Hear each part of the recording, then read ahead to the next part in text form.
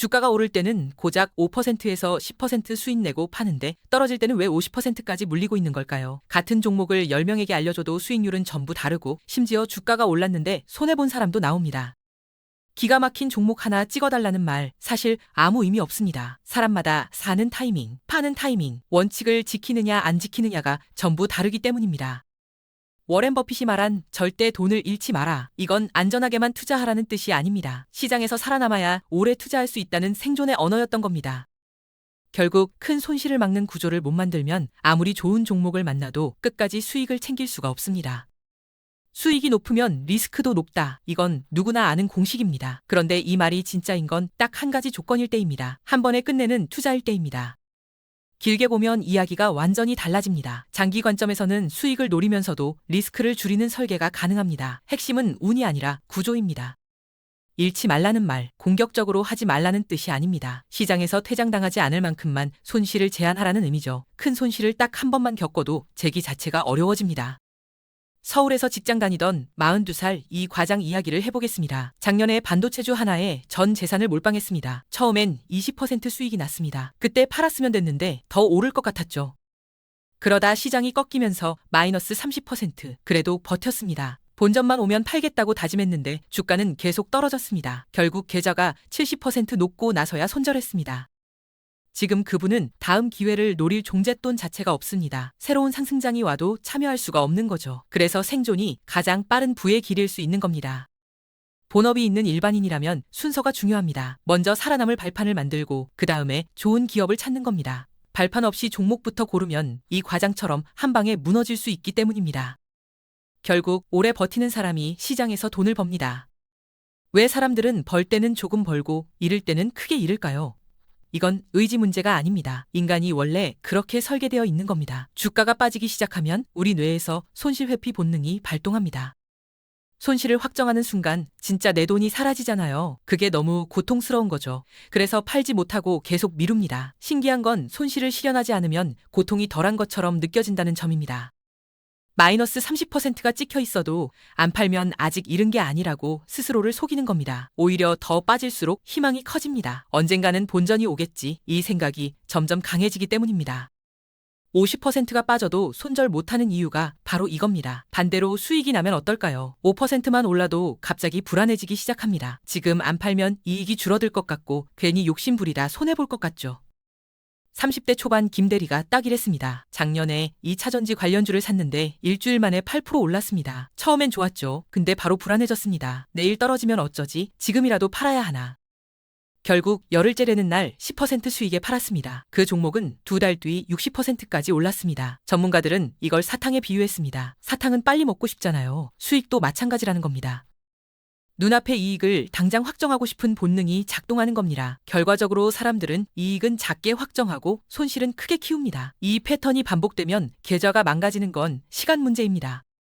주식시장은 본질적으로 확률의 게임입니다. 길게 보면 주가가 오를 확률과 내릴 확률은 거의 50대 50입니다. 동전 던지기랑 비슷하다고 생각하면 됩니다. 그런데 여기서 중요한 구조가 하나 있습니다. 오를 때는 위가 열려 있습니다. 100%도 오르고 200%도 오르고 1000%도 가능하죠. 반면 내릴 때는 바닥이 정해져 있습니다. 아무리 떨어져도 영원 아래로는 못 가거든요. 이게 무슨 뜻이냐면 기대값 자체는 투자자에게 유리하다는 겁니다. 실제로 테슬라는 5년 전 대비 10배 넘게 올랐고 엔비디아는 20배를 넘겼어요. 국내로 눈을 돌려도 마찬가지입니다. 에코프로는 2020년 대비 30배 가까이 뛰었고 포스코 퓨처엠도 10배 넘게 상승했죠. 상방이 이렇게 열려있는 시장인데 왜 사람들은 돈을 잃을까요?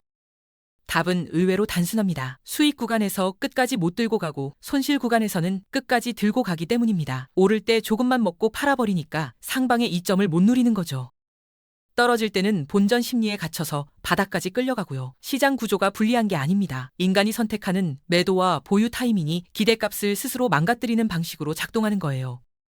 확률은 반반인데 수익은 마이너스인 이유가 바로 여기 있습니다. 결국 문제는 시장이 아니라 우리 자신입니다. 구조를 알면 고칠 수 있습니다. 모르면 평생 같은 실수를 반복하게 되죠. 흔히 보는 장면 하나 이야기해 볼게요. 대형주를 고점에서 샀습니다. 그리고 주가가 반 토막이 났습니다. 그래도 안 팝니다. 언젠가 본전은 오겠지 하면서 버티는 거죠.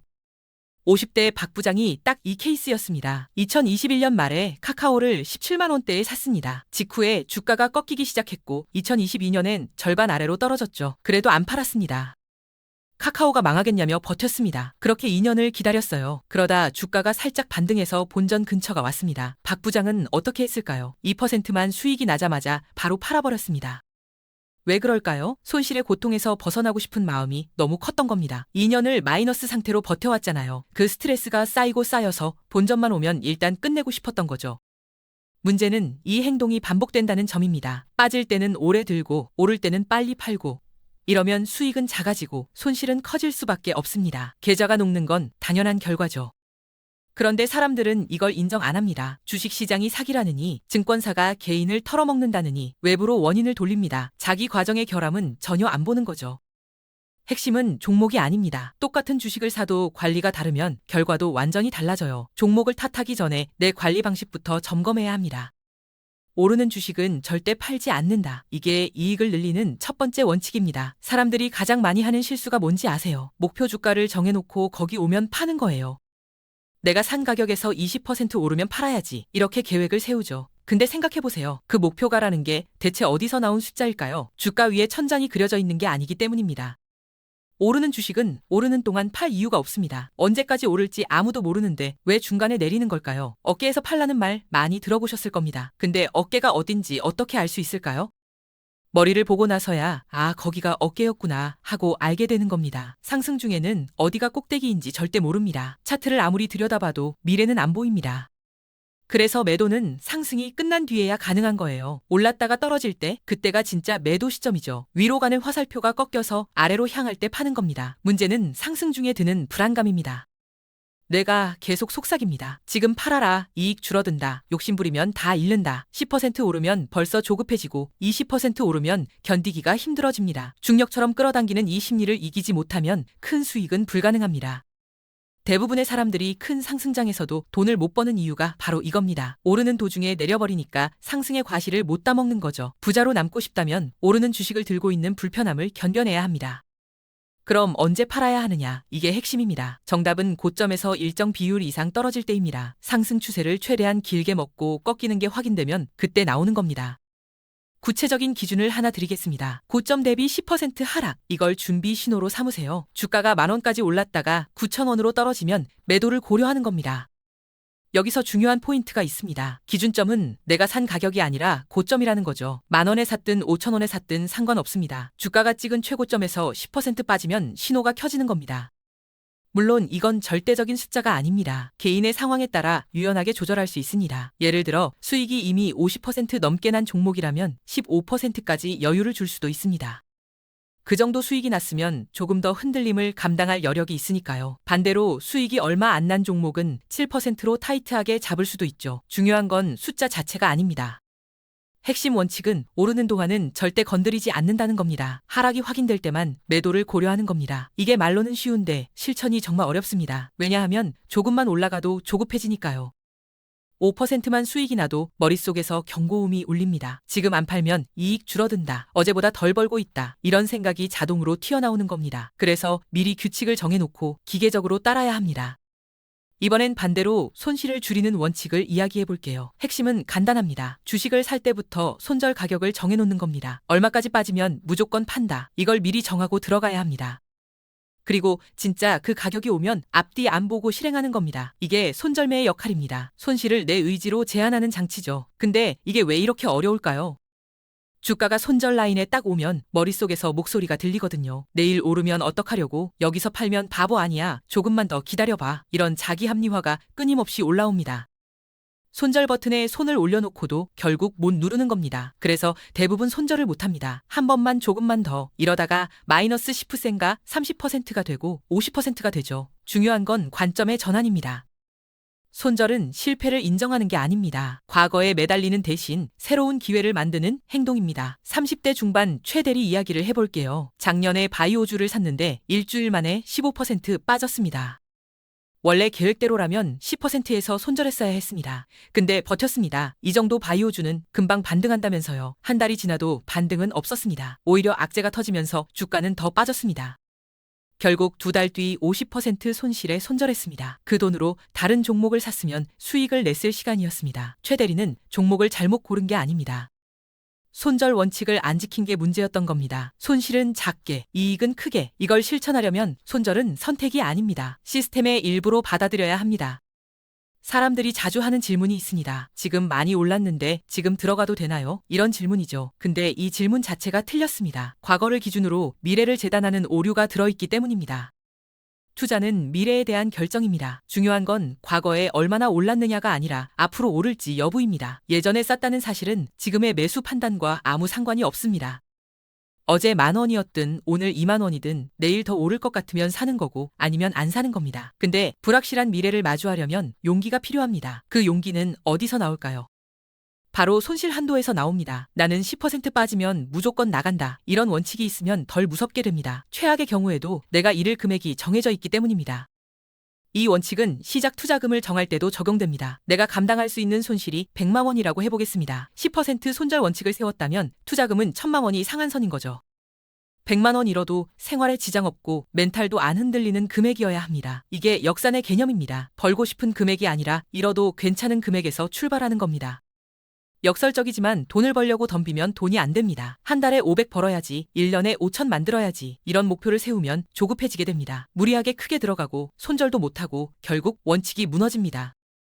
반대로 잃지 않으려고 준비하면 오히려 돈이 불어납니다. 마음이 편하니까 원칙을 지킬 수 있고 원칙이 지켜지니까 수익이 따라오는 거죠. 장기 투자라는 말 많이 들어보셨죠? 근데 대부분 이 개념을 잘못 이해하고 있습니다. 한 종목을 오래 들고 있으면 장기 투자라고 생각하기 때문입니다. 아닙니다. 이건 위험한 착각입니다. 누군가 특정 종목으로 몇 년 만에 10배를 벌었다고 해보겠습니다. 그 결과만 보고 따라하면 10중 8구 사기당합니다. 왜냐하면 그건 운이었을 수도 있기 때문입니다. 그 사람이 어떤 원칙으로 샀고 어떤 기준으로 버텼는지 모르면 복제가 불가능합니다. 실제로 삼성전자 장기 보유로 큰돈 벌었다는 사람들 있잖아요. 근데 그분들 중 상당수는 2021년 고점에서 안 팔고 지금까지 물려 있습니다. 운 좋게 저점에 샀으니 아직 수익이지만 원칙이 없었던 건 똑같습니다. 진짜 장기 투자의 정의를 다시 세워야 합니다. 장기 투자는 한 종목 장기 보유가 아닙니다. 오랫동안 투자 활동을 지속하는 것, 이게 진짜 장기 투자입니다. 시장에서 퇴장당하지 않고 10년, 20년 계속 투자할 수 있는 상태를 유지하는 거죠. 그래서 원칙은 단순히 우량주를 오래 들고 가라는 게 아닙니다. 오르면 보유하고 빠지면 정리한다. 이렇게 관리하는 게 핵심입니다. 재밌는 건 전문가들의 이중성입니다. 그 사람들은 자기 돈으로는 매일 매매합니다. 시장 상황 보면서 수시로 사고 팔죠. 근데 일반인한테는 장기 투자하라고 합니다. 그냥 좋은 주식 사서 묻어두라고 합니다. 일반인은 종목 수를 줄이고 원칙으로 관리해야 합니다. 10종목 대충 들고 있는 것보다 3종목 제대로 관리하는 게 훨씬 낫기 때문입니다. 이제 종목 선택 이야기를 해보겠습니다. 사람들이 가장 많이 하는 실수가 뭔지 아세요? 내가 좋아하는 주식을 사는 겁니다. 이 회사 기술이 좋아 보여서, 이 업종이 뜰 것 같아서 내 판단으로 고르는 겁니다. 근데 투자는 미인대회랑 비슷합니다. 내가 누굴 예쁘다고 생각하느냐가 중요한 게 아닙니다. 심사위원이 누굴 뽑을지 맞춰야 상금을 타는 거잖아요. 주식시장에서 심사위원은 시장입니다. 내 눈에 아무리 좋아 보여도 시장이 외면하면 주가는 안 오릅니다. 시장이 좋아하는 종목을 사야 돈을 버는 겁니다. 근데 사람들은 자기 주식이 안 오르면 남들 주식을 욕합니다. 저건 거품이야, 고평가야, 곧 터져 이러면서 자기 종목만 붙들고 있죠. 작년에 AI 관련주들이 폭등할 때도 그랬습니다. 엔비디아 사람들이 수익 자랑하면 저건 버블이라고 했죠. 근데 버블이라고 욕하는 동안 그 주식은 더 올랐습니다. 시장은 내 생각을 맞춰주지 않습니다. 그래서 주도주라는 개념이 필요합니다. 주도주의 조건은 2가지입니다. 첫째, 주가가 오르고 있을 것. 둘째, 오르는 이유가 분명할 것. 이 2가지를 충족하는 종목이 주도주입니다. 사람들이 주도주를 못 사는 이유는 과거 비교 때문입니다. 작년엔 10,000원이었는데 지금 30,000원이야. 너무 올랐어. 이렇게 생각하는 거죠. 근데 중요한 건 과거가 아니라 앞으로이기 때문입니다. 과거 가격과 비교하는 습관, 남들 수익률과 비교하는 습관. 이 2가지를 끊어야 합니다. 투자는 발명이나 발견이 아닙니다. 숨겨진 보석을 찾는 게 아니라 시장이 가는 방향을 따라가는 겁니다. 오늘 이야기를 정리해 보겠습니다. 핵심은 추적 손절매입니다. 주가가 오르면 손절 기준도 따라 올리는 겁니다. 10,000원에 사서 손절 라인을 9,000원으로 잡았는데 주가가 15,000원이 됐다면 손절 라인도 13,500원으로 올리는 겁니다. 이렇게 하면 수익을 지키면서도 상승 추세를 끝까지 탈 수 있습니다. 이 원칙을 실행하려면 기록이 필수입니다. 주식 노트를 만들어서 매수 시점, 수량, 가격, 손절 기준을 다 적어놔야 합니다. 기록이 있어야 원칙을 지킬 수 있고 원칙이 지켜져야 수익이 따라옵니다. 종목을 너무 많이 가지면 기록 자체가 불가능해집니다. 그래서 종목 수를 줄이고 관리 품질을 올리는 게 일반인에게 유리합니다. 그리고 정보에 너무 매달리지 마세요. 유튜브, 뉴스, 각종 지표에 집착하면 오히려 판단이 흐려집니다. 정보의 양과 수익률은 비례하지 않습니다. 원칙은 단순합니다. 손실은 작게 제한하고 이익은 추세가 끝날 때까지 키운다. 그리고 그 원칙을 끝까지 지킨다. 부자가 되는 건 어렵지만 부자로 남는 건 원칙에 달려 있습니다.